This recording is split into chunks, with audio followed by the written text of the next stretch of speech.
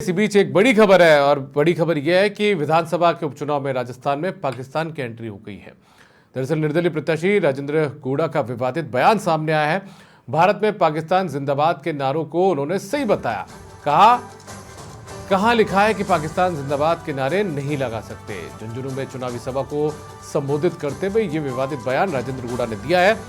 उन्होंने कहा कि जब भारत में पाकिस्तानी एम्बेसी है तो पाकिस्तान के नारे लगते हैं, पाकिस्तान का राष्ट्रगान भी गाया जाता है, तो फिर बाकी जगह पाकिस्तान जिंदाबाद कहने में क्या हर्ज है। अब आप अंदाजा लगाइए, राजस्थान सरकार में काबीना माफ कीजिएगा राज्य मंत्री ये शख्स रह चुके हैं। उसके बाद में एक बार फिर से, इस बार तो चुनाव हार गए थे और एक बार फिर से चुनावी मैदान में कूदे हुए हैं, डटे हुए हैं, वापस विधायक बनने की इनकी चाह है। और इसी बीच इस तरीके के बयान ये देते हैं, उस धरती पर बयान देते हैं जहां के सैनिक अपनी शहादत को लेकर याद किए जाते हैं। बड़ी तादाद में सैनिक इस जिले से निकल कर जाते हैं देश की सरहद पर, और उसी सरहद का एक राजनेता वापस विधायक बनने की चाह में कुछ वोटों को बटोरने के लिए इस तरीके का विवादित बयान देता है, जो अपने आप में कई सवाल खड़े करते हैं इनकी मानसिकता पर। अपने विवादित बयानों को लेकर तो अक्सर सुर्खियों में रहते ही हैं, लेकिन इस बार इन्होंने एक अजीबोगरीब बयान दे दिया और पाकिस्तान का समर्थन कर दिया है। उन्होंने पाकिस्तान जिंदाबाद के नारों को सही बता दिया है और ये तक कह डाला है कि कहां लिखा है कि पाकिस्तान जिंदाबाद के नारे नहीं लग सकते। झुंझुनू में चुनावी सभा को संबोधित करते हुए ये विवादित बयान राजेंद्र गौड़ा ने दिया है। उन्होंने ये तक कहा कि जब भारत में पाकिस्तानी दूतावास है, पाकिस्तानी नारे वहां पर लगते हैं, पाकिस्तान का राष्ट्रगान वहां गाया जाता है, तो फिर बाकी जगह पाकिस्तान जिंदाबाद कहने में क्या अर्ज है। अब इन्हें देश की भावना से, देश प्रेम से कौन अवगत करवाए, कौन बताए कि किसी हिंदुस्तानी के दिल में आखिर क्या कुछ गुजर रही होगी इनके इस विवादित बयान के बाद।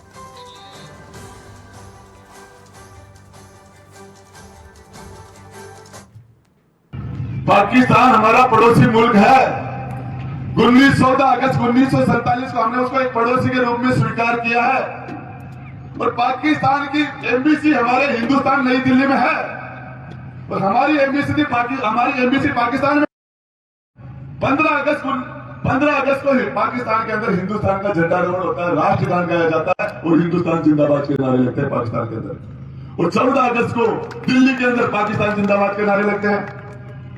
किस कानून में कि पाकिस्तान जिंदाबाद नहीं बोल सकते? कौन से संविधान में कि पाकिस्तान आप जिंदाबाद? और ज्यादा जानकारी के साथ राजेंद्र सिंधी हमारे संवाददाता फोन लाइन पर कनेक्ट हो चुके हैं झुंझुनू से।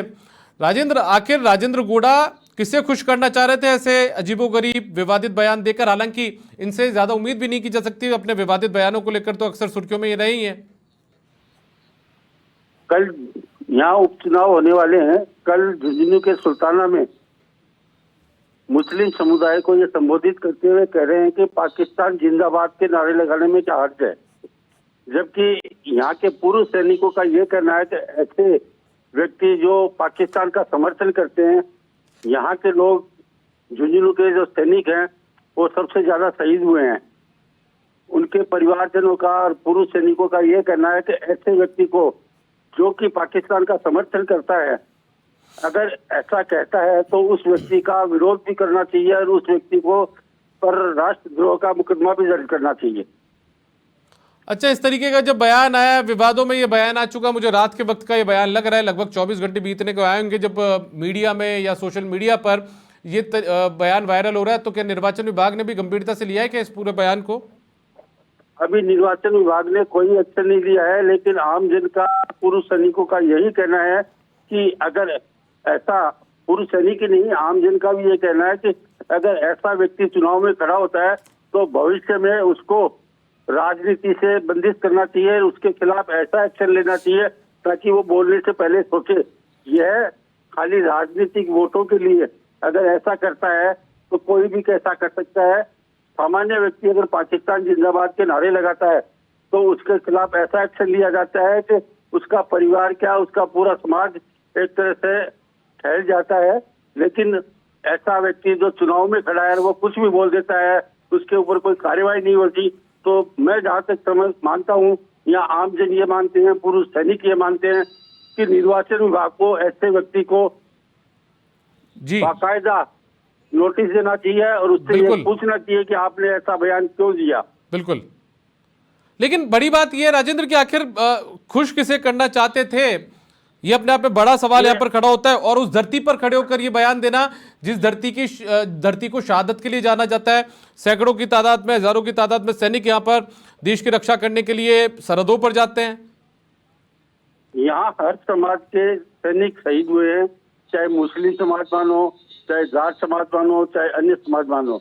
लेकिन मुस्लिम समाज को केवल वोटों की राजनीति के लिए ऐसा कहना बिल्कुल गलत है। आम जन का यह मानना है कि अगर ऐसा व्यक्ति सामान्य हो तो तुरंत प्रशासन, निर्वाचन विभाग उस पर एक्शन ले लेती है।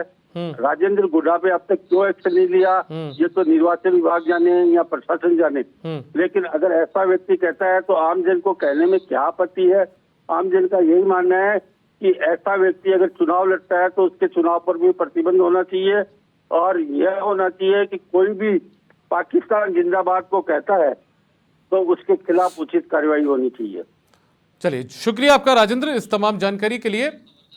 लेकिन देखिए, अपने आप में बड़ा सवाल यह है कि जब कोई पाकिस्तान जिंदाबाद के नारे यहाँ पर लगाता है तो उसके खिलाफ कार्रवाई होती है, कानूनी कार्रवाई होती है। और ऐसे में एक राजनेता जो कि राज्य मंत्री रह चुका है, वो नेता जो एक बार वापस से विधायक बनने की चाह रखता है, उपचुनावों में अपना भाग्य आजमा रहा है, वो इस तरीके के बयान देता है, तो आखिर उस पर यह कार्रवाई क्यों नहीं हो सकती? पाकिस्तान जिंदाबाद के नारे लगाने वालों का समर्थन वो नेता करता हुआ नजर आता है, तो उस पर कार्रवाई क्यों नहीं होती? ये अपने आप में बड़ा सवाल है।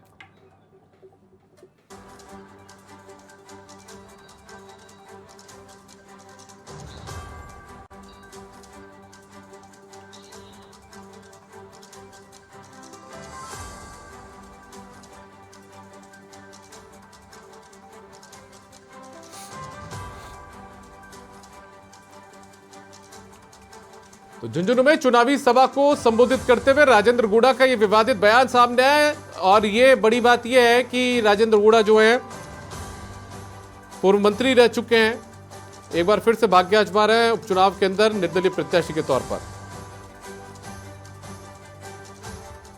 और बड़ा सवाल तो ये है कि आखिर किसे खुश करने के लिए राजेंद्र गुड़ा इस तरीके का विवादित बयान यहां पर देते हुए नजर आए थे।